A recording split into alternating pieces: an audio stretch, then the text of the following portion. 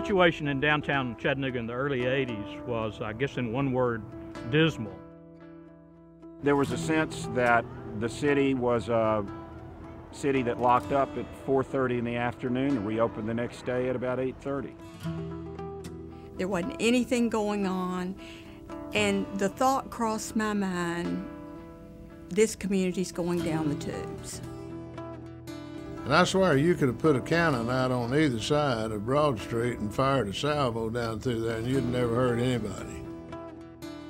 The most important thing about us at that point, in my opinion, was that we lost confidence in ourselves. We just didn't think we could do anything.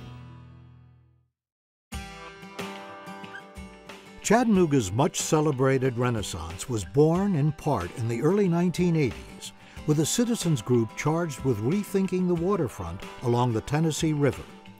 Their work culminated in the Tennessee River Park Master Plan, an ambitious, some said audacious, vision for the redevelopment of 22 miles of Tennessee riverfront, including the signature revitalization of Ross's Landing, Chattanooga's birthplace. The plan was done. The question was, who would be responsible for making it happen? The Tennessee River Park Master Plan, in fact, said there should be a nonprofit entity created to help work this plan.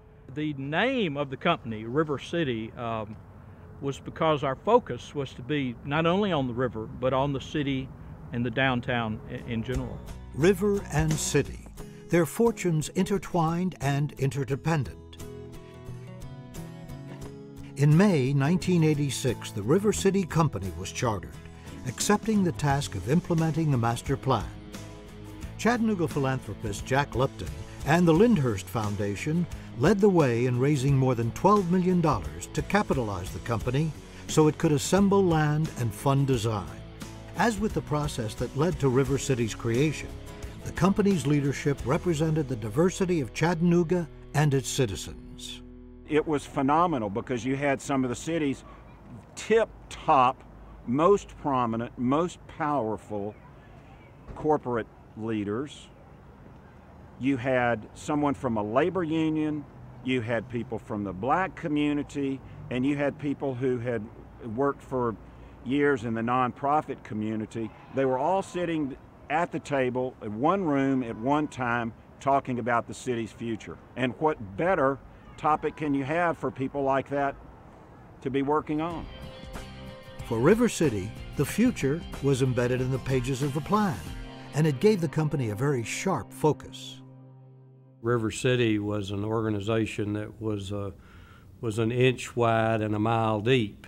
We got up every day with a clear understanding of where we worked and what we were supposed to do. The two primary objectives at the time were the Riverwalk and the aquarium, and 95% of our waking hours were spent trying to promote those two pieces of the Tennessee River Park Master Plan. No aspect of the master plan was more exciting or more daunting than the construction of the world's largest freshwater aquarium at Ross's Landing. River City was charged with assembling the land, finding the architect, and building community support for an idea that many at the time thought was outlandish. As you know, whenever you're a pioneer and you're on your way to a new land, there are a lot of tombstones along the way. First guys in usually get hit, and somewhere along the line it becomes less and less tombstones, and the successes occur. But someone has to be first one in, and it was River City for the longest. You know, so many of these things were considered ridiculous when they were first proposed. You know, I wouldn't go anywhere when we were launching the aquarium that people wouldn't say, nobody's coming to Chattanooga for an aquarium.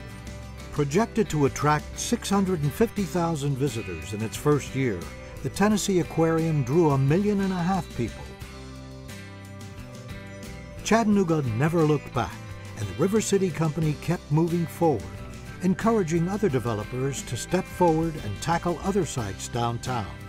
But through it all, quality was a cornerstone. River City asked developers to submit their designs for review by the Urban Design Studio. While not always popular, the process was instrumental in establishing and sustaining the quality of Chattanooga's downtown redevelopment. The Residence Inn on the former Kirkman High School property is a case in point. John McKibben, who called and wanted to build a Residence Inn. And we said, well, John, we would love to have a Residence Inn, but we don't want a standard Residence Inn. If you are willing to go through the design studio and go through their design process, we'd love to have you. A year later, he comes in and he says, that's the best hotel in my entire chain. He said, I make more money out of it. I'm prouder of it. I show it to more people than any hotel I've ever done.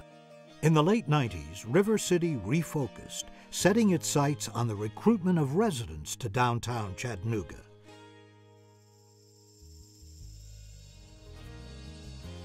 Essential to the strategy was elementary education and high-quality neighborhood schools. The county was planning to build one new school, Brown Academy, but River City felt a second school would help attract more young families and help create elementary schools of choice for downtown workers.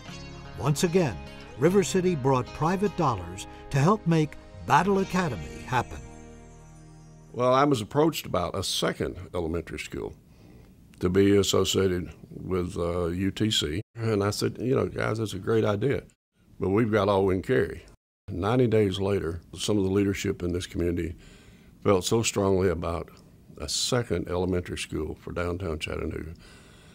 The money was raised privately, $8.5 million to build that school. The county didn't put any construction money in it. We operate it now and continue to operate it, but it was built with private money and given to the county school system. And we see today that they're all both quality schools and have accomplished everything they wanted, including bringing families and young kids back to the downtown. Elected mayor of Chattanooga in 2001, Bob Corker was determined to put a finishing flourish on the riverfront redevelopment begun 2 decades earlier. Once again, River City's public-private platform was the place where the work got done. We came up with this 21st century waterfront that was announced at my first State of the City meeting. And without River City, there was absolutely no way it could have happened. We took the best lessons that we had learned in how to get things done from the last 20 years, and it was implemented then. We had unbelievable designers, we had unbelievable folks at City Hall working on it, we had an unbelievable community. And as a result, we have an unbelievable project down there, unlike any city could have ever done at that point in time. The Riverwalk, the aquarium, an elementary school, a multiplex cinema, a residential resurgence, fabulous public spaces. Over 25 years, the River City Company has left an indelible mark on Chattanooga and has helped steward an urban revitalization that has become a model for mid-sized cities. But the work isn't done. I grew up in downtown Chattanooga, so I remember as a child on Saturday the treat was to come with my mother and grandmother and go shopping in all the department stores in downtown Chattanooga.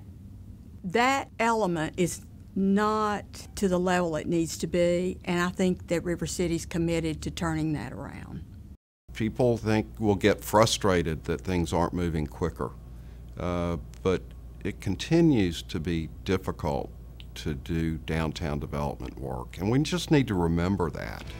Building a great city takes forever, but Chattanoogans have shown their unique ability to work together to accomplish extraordinary objectives. So what we're working on now is really trying to get the community back engaged. I mean, they've been able to have the benefit of some great things happening downtown without having to financially contribute. But I think that it's time for the community to step up and the business of the community to step up and participate in some of these things.